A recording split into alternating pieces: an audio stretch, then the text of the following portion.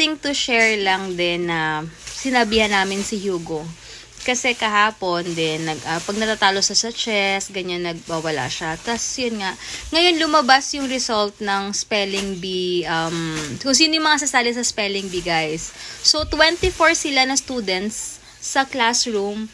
Tapos, 10 lang silang nakapasok sa spelling bee. Tapos, yung last time, meron silang science, what you call it, Daddy? Yung science quiz bee. Hindi nakapasok si Hugo sa top 3 kasi nga hindi talaga kami nag-review. As in, tas kung ano lang yung stock knowledge niya, yun lang yun. Kaya hindi siya nakapasok sa mga final round, ganyan. And medyo na-challenge siya dun. Tapos ngayon, ang in-explain namin kay Hugo, may top 3 doon sa science quiz B na hindi nakapasok sa spelling bee finalist. Wait lang guys, di cash. Tapos guys, out of 24 students, 10 lang sila kasali sa spelling bee. Pero wala doon yung mga ibang nakasagot sa science quiz bee. So, next sinabi namin kay Hugo, ayan Hugo ha, tignan mo. Kaya hindi tayo dapat pwedeng mag-compare, hindi tayo pwedeng sumama yung loob kapag hindi tayo nakapasok something sa ganyan, or alam mo yun, lalo na kapag hindi ka naman talaga nag-review, 'di ba? As in stock knowledge lang talaga si Hugo kayo mga nung time na sa science talaga, hindi talaga siya na-expect na rin talaga namin 'yun. Tapos ito nga, sabi namin kay Hugo na, ayan Hugo ha, ito si ganito, magaling siya sa science pero ikaw sa spelling bee. Hindi siya nakapasok ng spelling bee yung nakapasok ka sa science. Kaya sabi namin, tanggapin natin na may mas maraming magaling sa atin, hindi tayo palaging panalo, hindi tayo pwedeng laging magaling. Pwedeng magaling ka sa craft nito, pwedeng siya, hindi, vice versa. Kasi, di ba, yung mga bata ngayon, wag natin sila masyadong, ako, si Hugo, kasi nasabihan ko siya ng reality ng buhay, hindi ko siya masyadong sinusugarcoat. Katulad kagabi, pinagalitan namin siya, kasi sabi namin na kapag kami nawala ng daddy mo ng maaga, hindi madali ang buhay. Kailangan strong ka. Hindi ka pwedeng kapag natalo ka, ayaw mo na. At hindi ko siya pinapromise na ang buhay is super smooth lang. Sabi ko, kung ayaw mo ng sabi ko sa kanya, kung ayaw mo ng trials or pain, alam mo yon, parang hindi ka na deserving sa mundong to. Mamamatay ka ng maaga na lang na ganon. Sabi ko sa kanya. At sabi ko sa buhay, kaya ka dinala ni God dito sa life. Sabi ko kagabi kay Hugo, kaya ka dinala ni God dito sa mundong to kasi may purpose ka. Kung ayaw mo ng pain, kung ayaw mo ng any trials, ano pang purpose mo sa mundong to? Yung talagang realidad ng buhay, 'di ba? So yun, sabi nga, yun kaya pinarealize namin kay Hugo na hindi pwedeng ikaw laging panalo, hindi pwedeng ikaw magaling, hindi ka laging super galing. Marami pa talagang mas magaling sa atin, everything as in, kaya dapat mag-focus lang tayo kung saan tayo, kung anong skills natin. At least nakita niya yung difference.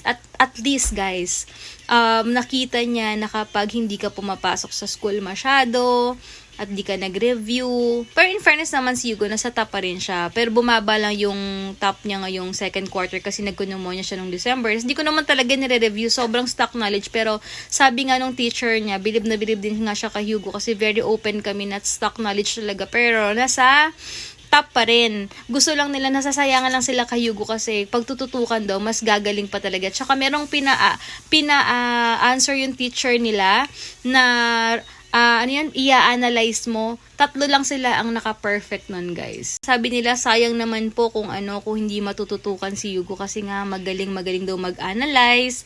Tapos, hindi siya makulit sa classroom. Sobra nakikinig talaga. Hindi siya yung mga batang maiinis ka na sobrang hirap sawayin, madaldal, mga ganyan. Kasi, siguro kasi yung attention talaga, number 1 talaga, attention at yung support mo. At yun nga, lagi kong sinasabi kay Hugo na ang buhay hindi yan madali. Promise. Sabi ko, marami ka pang trials, marami ka pa pain. Na katulad kagabi, sinabi ko sa kanya, if ever na wala na kami ng daddy niya, whatever happens, mag-trust lang siya kay God. Sabi nga niya. Tapos nakikita lang niya tayo nag-worship kay God. Sabi ko, basta yung kung saan niya kita, sa video yata ng IG ng Victory.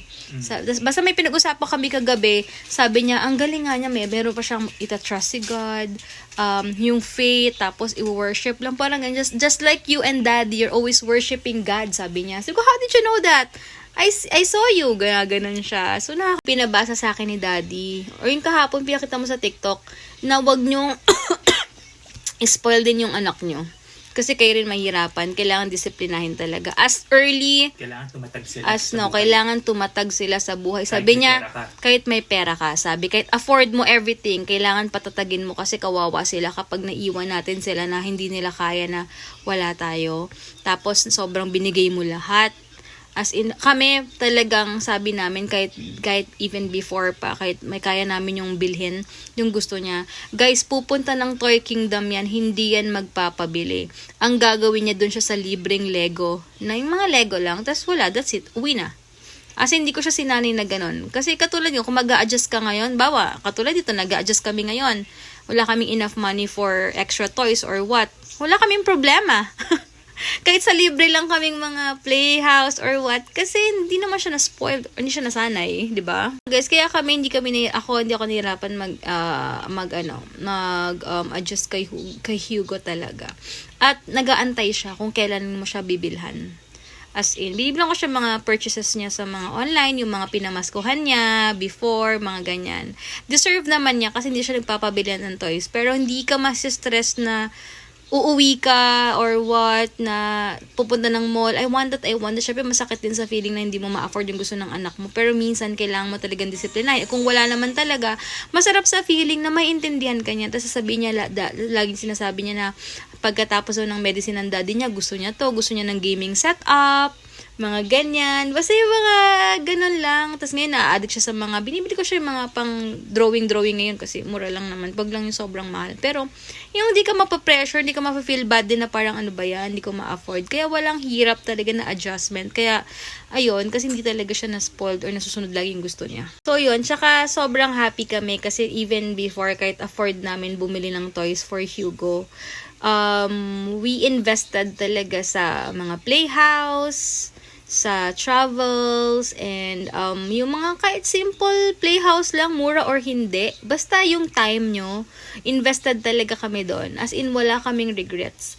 Even hindi man kami sobrang daming money ngayon na mabili yung gusto niya, pero alam mo yung foundation na nabuo mo, talagang sobrang priceless yun, na mas parang nakita namin na bakit dati parang ang dami nating money pero parang wala kang peace of mind, na hindi ka aligaga ka, na hindi mo alam yung gagawin mo everyday. Pero alam mo yung na-invest mo yung time na parang ganyan, kahit simple things lang na makalabas kayo, parang ang sarap lang sa feeling na parang, ba't ngayon parang mas may pinagdadaanan ka, mas at peace ka, kesa sa dating dayong pera, hindi ka mapakali kung ano yung bibilin mo, kung ano yung saan ka pupunta. So, kaya kong panindigan talaga yung mga sinasabi ko at alam ko yung sinasabi ko. At sobrang happy ako at magta-35 ako dahil namulat na kami sa mundo. As in, at sa social media lalo, alam na namin kung paano namin gagamitin yung platform namin or paano ko gagamitin itong social media na to. Kahit hindi man ako perfectionist, di ako ma-aesthetic, pero maaga tayo tinuruan. Maaga kami naturuan. Alam ko na yung talagang buhay, kaya hindi sa pag-aano guys, as in hindi, wala, alam mo yung parang wala ka ma-feel na parang bakit comparison or what, kasi alam mo yung pinagdaanan mo at namulat ka na ng maaga sa mundong to. Kaya ako gusto ko as much as possible, totoo lang yung pinapakita ko, realidad ng buhay ko, ano talaga yung totoong buhay at kung paano namin napapalaki si Hugo. Alam ko hindi kami perfect, porket feeling nyo na malapit kami kay God or what. Lahat naman tayo guys, entitled tayo na mahalin si God or anak niya tayo, pero hindi na cash. Tapos yun nga, kaya sobrang happy ako as early as 30, magto-35 na alam mo yon, na nakita mo na hindi ka na magpapadala sa social media, hindi ka na masyado magko-compare ng buhay kasi alam mo yung totoong peace talaga. For sure kayo rin, darating din kayo sa time na to na sinasabi ko, maintindihan nyo rin ako kung saan ako nanggagaling. Pero alam niyo yon, yung may sarili ka lang mundo. Sabi nga doon saktong-sakto yung topic namin sa church na set apart. Kasi pare-pareho na sila Dapat ikaw maiba ka na. Huwag ka nang sumabay sa kung ano man. Pero walang masama guys na mag-enjoy kayo sa buhay nyo. Pero for sure darating yung time na marami kayo ma-realize sa buhay na at maaalala nyo yung sinabi ko na tama pala siya kapag at peace ka. Nakatulong kaibigan ko, nakausap ko kahapon. Sabi ko, may gusto ka ba? Or something na pang forma. Sabi niya, alam mo sis, kapag matanda ka na, ayaw mo na yung mga ganyan, simple ka na lang. Kasi nga, taga Sweden siya, guys. So, ayun, kasi uwi yung nanay niya papunta sa kanya. Tinanong ko siya kung may gusto ba siya. Ayun, sa hindi. Sobrang happy ako sa mga kaibigan ko sa paligid ko na successful sila sa career or what. At ako, happy rin ako kung anong meron kami kasi ang dami na rin namin talaga na-experience. Na-experience namin yung roller coaster ng buhay, meron or wala. Paikot-ikot lang naman yan, pero masasabi ko pa rin na sobrang wala akong pinagsisihan na lagi akong magsisimula kasi may anak na ako. Iba kasi pag may anak na, iba rin talaga yung pagpapalaki. Ang hirap magpalaki pero sobrang happy ako kasi si Hugo talagang sabi ko nga na nag-invest talaga kami sa foundation ni Hugo. Kaya alam mo yung parang hindi ka mag-worry pag pinabayaan mo siya. Halimbawa may kausap ka, pinabayaan mo siya dyan, hindi ka mag-worry na, saan yung anak ko, saan yung ganito, ba't ganito, baka ganito yung anak ko. Very independent, wala kaming masabi talaga. Kaya, alam mo yun, kaya sobrang happy ako kung ano man na ito, sobrang blessing na to. Kasi priceless talaga. Ito yung mga price. Mo yung anak mo sa isang tabi or maglaro siya kung saan man niya gusto. Kung may kausap ka mo, nag-victory group kami, may kanyang mundo yung mga anak namin. Very independent. Promise, no, yung mga ka-victory group din natin, no, napansin namin na very independent din yung anak nila na tipong hindi ka mag-worry. Ayun, gulat nga kami kasi yung first victory group namin, kasama pala nila yung anak nila. Yung anak nila paikot-ikot lang sa Starbucks. Diba? Ganun din si Hugo. Pwede namin siyang iwan na, Hugo, dyan ka lang, gato ganyan. As in, alam mo yung kampante ka na parang anytime alam mo at kilala mo yung anak mo. Kaya nung sa Sunday school before na may inaaway daw to, hindi naman natitrigger yan eh. Pero ibig sabihin, prinotek niya na yung sarili niya kasi kilalang kilala mo. Kasi pag kilala mo talaga isang tao, hindi ka kaagad maniniwala at alam mo hindi nagsisinungaling, sobrang open sa'yo. Ayan, kaya yun, tsaka sinabi rin namin kay Hugo kahapon na if ever man galit kami, may masabi kami hindi maganda, let us know para makorek din namin yung sarili namin. Namin kay Hugo na if ever, Hugo, wag kang magtatanim ng sama ng loob sa amin. Kapag yon, daddy, pinaremind ko rin sa kanya na if ever man may masabi kaming hindi maganda kapag galit kami, pag pinapagalitan ka namin, sabihin mo sa amin agad para makorek din namin yung sarili namin. Kasi minsan nadadala lang tayong emosyon natin nakakapagsalita ng maganda. Pero sabi ko kay Hugo, ikot mo agad yung attention namin. Okay lang yun na kunwari galit na galit kami, sobra na kami magsalita. Please correct us immediately. Hindi pwedeng yung sasama yung loob mo na hindi mo sinasabi. Ayaw namin ng ganun. So nakita naman ni Hugo na nag-sorry agad si daddy sa kanya. Ganyan, na nag-usap kami. Yan. So, alam niya na imbes na pagalitan mo pa na, ay, huwag mo ko sasagot-sagutin, nanay mo ako, magulang mo kami. Hindi ganon. Nag-sorry, sobrang naging humble din si daddy sa kanya na nag-sorry din talaga na, alam mo yun, may nasabing hindi maganda. Kaya si Hugo naging okay at mas magiging open pa siya sa amin kasi sa ibang tao, 'di ba? So, yun lang guys. Magliligo na ako. Dahil ko na muna sabi, pero sana may sense tong sinabi ko. But, yun nga, ayusin ko pa yung gamot po. Wait lang. Tawag dito, yun nga, i-remind din namin sa kanya na open siya sa amin. Dapat open siya sa amin. Magsabi siya kapag di niya nagustuhan yung sinabi namin. Willing kami mag-sorry kung mali naman talaga kami. Dapat ganyan tayo sa mga anak natin. Kasi mas okay yung tayong pinagkakatiwalaan nila kaysa ibang tao, diba guys? Kasi lalo na yung mga bata ngayon.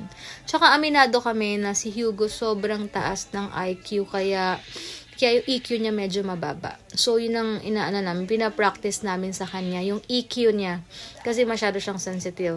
Pero sa ibang tao naman, in fairness naman, hindi naman siya ganun. Kasi natalo siya sa chess noon. Hindi naman siya na ganun. Pero pag sa amin, sobra. So, kayo nang kailangan naming i-work out pa. Yung EQ niya talaga. Yun lang.